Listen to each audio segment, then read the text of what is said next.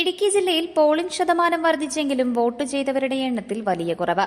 കഴിഞ്ഞ തവണത്തെ 71.78% മറികടന്ന് ജില്ലയിൽ ഇത്തവണ 77.15% പോളിംഗ് നടന്നെങ്കിലും വോട്ട് ചെയ്തവരിൽ 17,069 പേരുടെ കുറവുണ്ട്. ഇടുക്കി ലൈവ് വാർത്തകൾ നിങ്ങൾക്കായി അവതരിപ്പിച്ചത്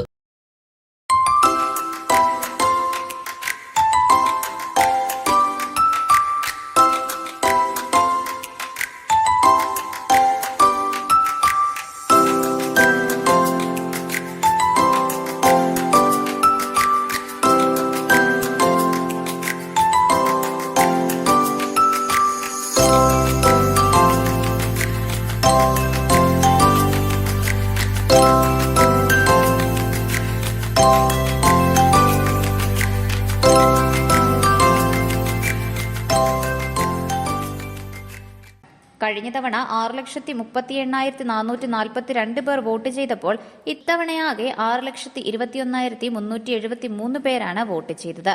5 മണ്ഡലങ്ങളിൽ തൊടുപുഴയിൽ ഒഴികെ എല്ലായിടത്തും കഴിഞ്ഞ തവണത്തേക്കാൾ വോട്ട് ചെയ്തവരുടെ എണ്ണം കുറവാണ്. പോസ്റ്റൽ വോട്ടുകൾ കൂടി ചേർക്കുമ്പോൾ കണക്കിൽ വ്യത്യാസം വരാം.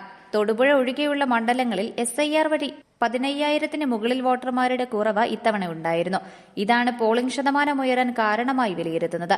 കഴിഞ്ഞ തവണ ജില്ലയിലെ ആകെ വോട്ട് 8,89,425 ആയിരുന്നെങ്കിൽ ഇത്തവണ അത് 8,05,427 കുറഞ്ഞു.